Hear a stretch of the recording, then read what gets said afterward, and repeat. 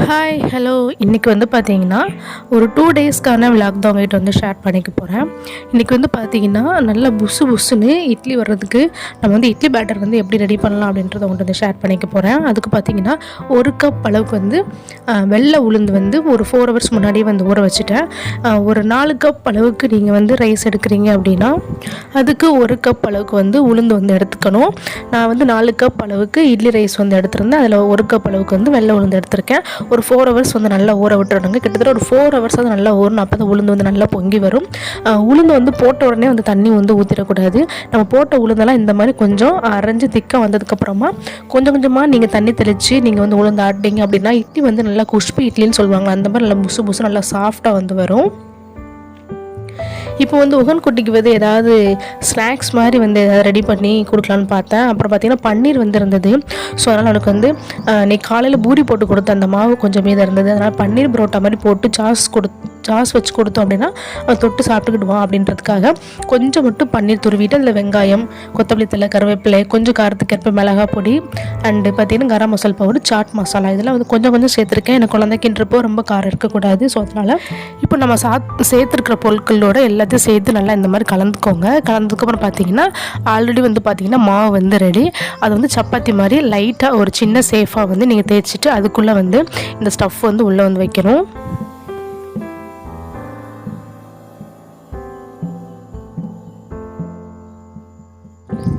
பன்னீர் பராத்தா பார்த்திங்கன்னா கொஞ்சம் வந்து மொந்தமாக தாங்க இருக்கும். நார்மல் சப்பாத்தி மாதிரி சாஃப்டாக வந்து இருக்காது.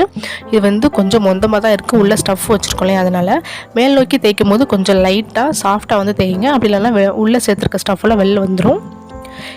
இப்போ வந்து பார்த்திங்கன்னா மாவு வந்து நல்லா அரைஞ்சிட்டு உளுந்து வந்து உங்களுக்கு எப்படி அரைஞ்சிட்டுன்னு பார்க்குறதுக்கு பார்த்திங்கன்னா பக்கத்தில் ஒரு பவுலில் தண்ணி எடுத்துக்கோங்க.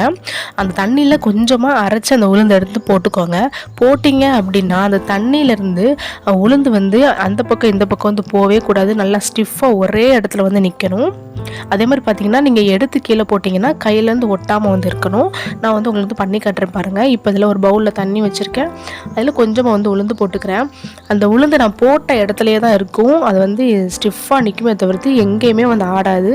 ஸோ நீங்கள் வந்து பார்த்துருப்பீங்க. இப்போ வந்து உளுந்து வந்து ரெடிங்க. உளுந்த மாவை வந்து நம்ம எடுத்துகிட்டு அப்புறம் அரிசி வந்து சேர்த்துக்கலாம். உங்களுக்கு வந்து எப்படி தான் அரைச்சும் சரியாக வரல அப்படின்னா நான் இப்போ எடுத்துருக்கிற மெஷர்மெண்ட்டுக்கு பார்த்தீங்கன்னா 4 கப் அரிசி 1 கப் உளுந்து. ஸோ இதுக்கு பார்த்தீங்கன்னா உளுந்து வந்து ஒரு 1/2 hour மட்டும்தான் அரைக்கணும். அதுக்கு மேலே அரைச்சிங்க அப்படின்னா உளுந்து வந்து வத்திடும்.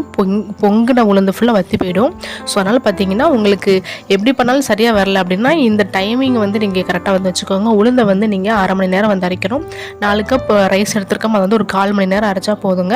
உங்களுக்கு வந்து இந்த மெத்தடை யூஸ் பண்ணி நீங்கள் வந்து ட்ரை பண்ணி பாருங்கள்.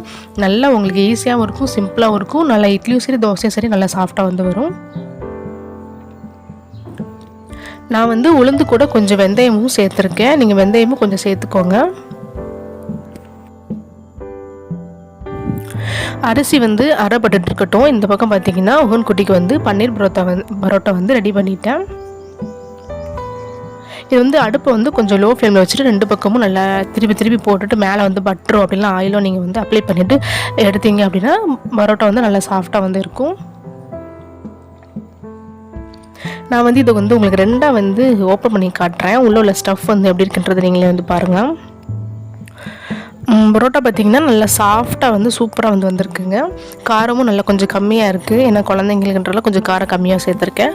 சாஸ் கூட தொட்டு சாப்பிடும்போது நல்லா டேஸ்டியாக இருக்கும். தூங்கி வேறு எந்திரிச்சிருக்கான். ஸோ அதனால் பார்த்திங்கன்னா எதாவது ஸ்நாக்ஸ் இருக்கான்னு கேட்டால் வீட்டில் வந்து பார்த்திங்கன்னா இப்போதைக்கு எந்த ஸ்நாக்ஸும் இல்லை. ஸோ அதனால தான் இது வந்து ரெடி பண்ணி கொடுத்தேன். இப்போ மாவுமே வந்து பார்த்திங்கன்னா அரிசி மாவும் அரைஞ்சிட்டு 2டைம் பார்த்திங்கன்னா ஒன்றா எடுத்துகிட்டு கூட கொஞ்சம் உப்பு போட்டு நல்லா கலந்து நான் வந்து மூடி வந்து ஃப்ரிட்ஜில் வந்து ஸ்டோர் பண்ணிடுவேன். நான் வந்து அரைச்ச உடனே ஃப்ரிட்ஜில் வந்து வச்சுருவேங்க. காலையிலைக்கு மாவு அரைச்சா நைட்டுக்கு தேவை அப்படின்னா காலைல அரைச்ச உடனே கொஞ்சம் தனியாக எடுத்து வச்சுருவேன். இன்றைக்கி வந்து பார்த்திங்கன்னா நமக்கு மாவு வந்து தேவையில்லை. ஸோ அதனால் நான் வந்து ஸ்டோர் பண்ணி ஃப்ரிட்ஜில் வச்சுட்டு காலையிலைக்கு தான் இட்லி வந்து ஊற்ற போகிறேன்.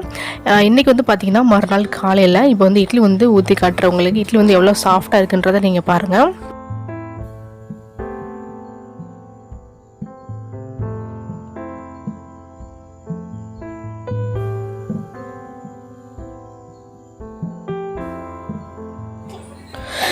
இட்லி வந்து இப்போ ரெடி ஆகிடுச்சுங்க. நான் வந்து வேறு ஒரு பிளேட்டில் வந்து மாற்றிடுறேன். இப்போ இட்லிக்கு சைடிஷ் பார்த்தீங்கன்னா தக்காளி சட்னி வந்து வச்சுருக்கேன், கொஞ்சம் நல்லா காரம் சேர்த்து வச்சுருக்கேன். மத்தியானம் லஞ்சுக்கு வந்து பருப்பு குழம்பு வந்து பண்ணியிருந்தேன். ஸோ இட்லிக்கும் பருப்பு குழம்புக்கும் ரொம்ப சூப்பராக இருக்கும். குழந்தைங்களுக்கு வந்து இந்த கார சட்னி விட பருப்பு குழம்பு தொட்டு சாப்பிட்றது அவங்க விரும்புவாங்க. ஸோ நான் பார்த்தீங்கன்னா இப்போ பாப்பாவுக்கு வந்து ஸ்கூலுக்கு டைம் ஆகிடுச்சு. அவளுக்கு மட்டும் ஃபஸ்ட்டு ஒரு இட்லி வச்சு ஊட்டி விட்டுறலாம். இட்லி வந்து உங்களுக்கு பார்க்கும்போதே தெரியும் நல்லா சாஃப்டாக அவ்வளோ சூப்பராக இருக்குது அப்படின்றத.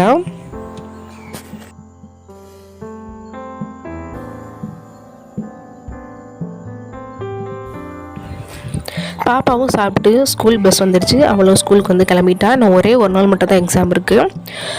மத்தியானம் பார்த்தீங்கன்னா மீஷோலேருந்து நான் வந்து ஒரு பேஸ்கெட் வந்து ஆர்டர் பண்ணியிருந்தேன், இந்த செல்ஃப் வந்து அரேஞ்ச் பண்ணுறதுக்காக. அந்த பார்சல் வந்து இன்றைக்கி வந்து வந்திருந்தது.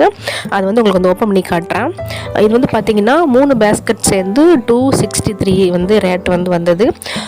இதில் என்ன ஒரு டிசப்பாயின்மெண்ட் பார்த்திங்கன்னா, நம்ம இமேஜில் பார்த்தது வந்து சைஸ் வந்து கொஞ்சம் பெருசாக இருந்த மாதிரி இருந்தது. பட் நேரில் பார்த்திங்கன்னா கொஞ்சம் சின்னதாக இருக்கிற மாதிரி தான் வந்து இருக்குது. இந்த பேஸ்கெட் பார்த்திங்கன்னா இதுக்கு வந்து மூடியும் கொடுத்துருக்காங்க. இது வந்து நீங்கள் செல்ஃப் இல்லை கிச்சனில் எங்கே வேணால் நீங்கள் வந்து அரேஞ்ச் பண்ணிக்கலாம். அப்படி இல்லைனா குழந்தைங்களோட இன்னர்ஸ் இந்த மாதிரிலாம் இருக்கும் இல்லையா, அதெல்லாம் வச்சு கூட நம்ம வந்து க்ளோஸ் பண்ணி வந்து வச்சுக்கலாம்.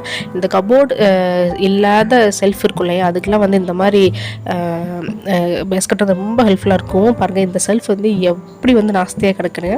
நான் வந்து வீக்லி ஒன்ஸ் வந்து அரேஞ்ச் பண்ணுவேன், ஆனால் மறுபடியும் இப்படி வந்து ஆகிடும். இது வந்து செல்ஃப்லேயே வந்து நான் அரேஞ்ச் பண்ணுறனால குழந்தைங்கள மேலே ஏறி எடுத்துகிட்டு அவங்க யூஸ் பண்ணிட்டு அதை அப்படியே அந்தந்த இடத்துல வந்து வச்சுட்டு போயிடுவாங்க.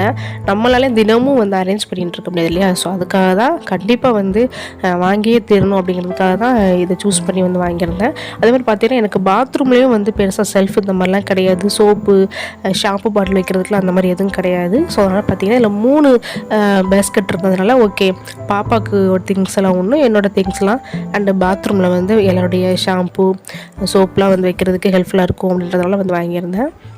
கொஞ்சம் சைஸ் மட்டும் பெருசாக இருந்தால் நல்லா இருந்திருக்கும். மற்றபடி பார்த்திங்கன்னா நல்லா தான் இருக்குது, குவாலிட்டி வைஸ் நல்லா தான் இருக்குது. அதாவது பார்த்திங்கன்னா ரொம்ப ஸ்ட்ராங்காக இருக்குன்னு சொல்ல முடியாது. ஏன்னு கேட்டிங்கன்னா 3 பேஸ்கெட் வந்து 263 ரூபா, அந்த ஷிப்பிங்கோடு சேர்த்துன்றப்போ என்னுடைய குவாலிட்டி வந்து ரொம்ப எதிர்பார்க்க முடியாது, நல்லா தான் வந்து இருக்குது. எனக்கு வந்து சாட்டிஸ்ஃபைடாக தாங்க இருக்குது.